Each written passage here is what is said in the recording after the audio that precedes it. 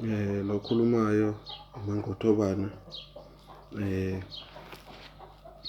Sangoma Somoya, umphathi weKhubalo, usandla sensimbi esibambe khona isithulo eDuma, isigwebo sentambo sabathakathi, umdilikajele wenhliziyo ibomu zamadoda. Vele nje ngesigwebo umdilikajele. Hhayi, lo khulumayo uMangqotobana umelaphi wendabuko ngakhona la e-KZN, endaweni yase-Paul Pietersburg eDuma.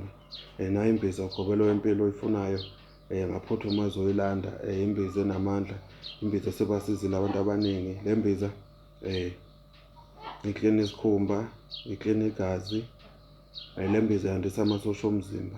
Oyifunayo ngaphuthuma azoyithola. Bese ngiba nanasi isiwasho sami, isiwasho sami isiwasho esimixwe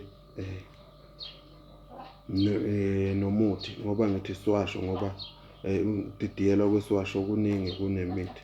Le siwasho-ke sisusa amathunzi amnyama, sisusa isichitho, noma unesilwane siyakhona ukuthi uma ungakabi nawo amandla okulahlelwa, siyakhona ukuthi lesilwane sithi ukuhamba nje isikhathi impela eside. Lesiwasho-ke siyawasusa amathunzi, siyakuhlambulula. Uma uchidelwa isisu ungakabi nawo amandla, uyasebenzisa lesiwasho sikuhlambulule, into zakho zingavaleki ukuze kwazi ukuthi zivuleke.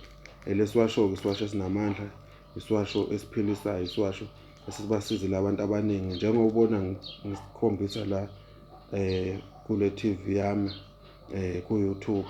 Lesiwasho lesi masiqalanga ku-YouTube, sengisholo ukuthi sesiqale sasebenza before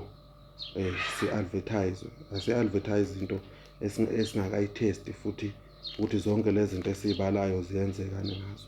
Sengisho iy'nyanga zangempela lezi ey'njengathi ezathwasa, angikhulumi ngenyanga engathwasanga. Nayi-ke isiwasho osifunayo. Namhlanje ngizokhuluma ngesikhwama. Kukhona abantu abang-understand uma kuthiwa-ke na isikhwama, ey'tshela ukuthi umuntu uzongena esitolo ufike uthenge isikhwama mase kuthiwa hhayi lo muntu unesikhwama. Isikhwama sisuke silethwa yilo muntu lo wena okwembethe. Isikhwama kuyenzeka ukuthi idlozi lithi hamba ehlathini elithize, uthi uyafika usithole ngempela. Isikhwama kuyenzeka ukuthi ena kuthiwa hamba emanzini athize futhi usithole ngempela edanyini elithize. Isikhwama kuyenzeka size ngamaphupho. Abantu abaningi isikhwama siza ngamaphupho. Kanjani? Uma uphupha imithi kusuke kuyisikhwama leso sedlozi somuntu ongenile. So isikhwama is not ukuthi into kumele uyithathe komunye umuntu, ethi umuntu uzohamba ufike uthwase. Uma usuthwasile mase ethi nasi-ke isikhwama sakho engikunika sona.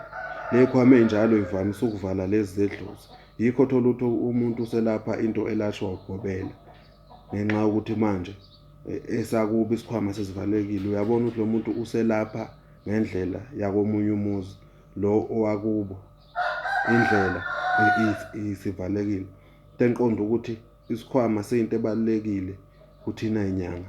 Ma unesikhwama kufanele uhlale uphuphe imithi, noma hhayi njalo mhlampe, kodwa nje isikhathi esiningi sichitheleke ekutheni wena uzophupha imithi. Mase lesitime usuphupha imithi, sekuyisona-ke isikhwama leso unikezwa sona ila bantu laba wena abakwembethe. So kuba nzima ekutheni-ke uthwase emva kokhona mese unikezwa iy'khwama ey'wrong. Lokho mese kudala ukuthi idlozi lakho uma usunikezwa iy'khwama ey'wrong, idlozi lakho lingabe lisakunikeza isikhwama.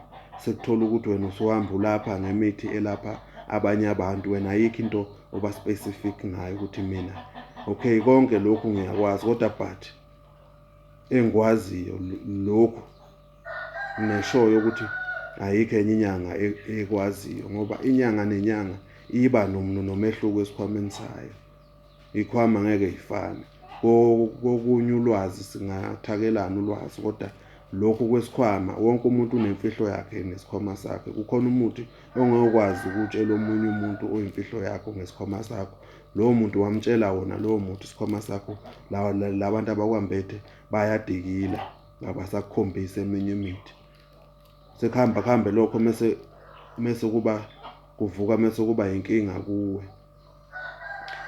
Engiqonda ukuchaza hlahle ngesikhwama. Isikhwama is not ukuthi ugobela ade hamba uye ehlathini ufike umbe yonke imithi akutshela yona. Mese usuyahamba nawe ekhaya mese uthi wena ubuye nesikhwama. Isikhwama ubuya naso ngokuba beze namaphupho kuwe bekunikeze imithi.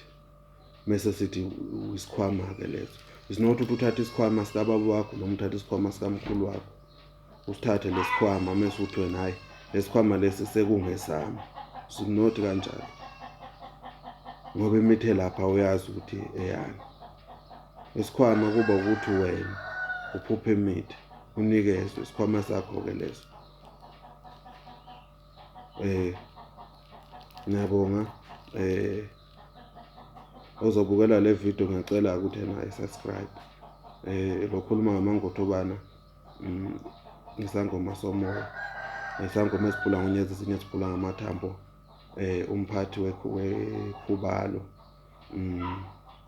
Usigwebo sentambo sabathakathi, umdilikajele wey'nhliziyo ey'bomvu zamadoda.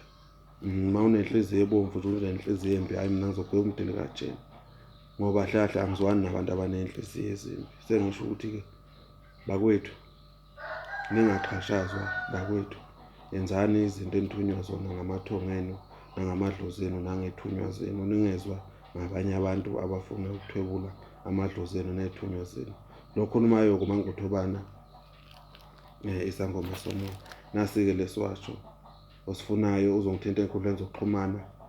Ku-Facebook ngiyatholakala, ku-Instagram ngiyatholakala, ku-YouTube TV ngiyatholakala. Inamba yami-ke angisathandi ukuyifaka inamba ngoba abanye njengoba thina besibona sihlale ngasendaweni zasemakhaya, bona besesemadolobheni babheka iy'namba zethu la ku-YouTube. Sengisho ley'nyanga lezi, zikhona iy'nyanga ey'dumile ezizigebengu engingakhombisa ngisho i-proof yakhona ukuthi la bantu laba bayithatha iy'namba zethu bey'bhala amagama azo.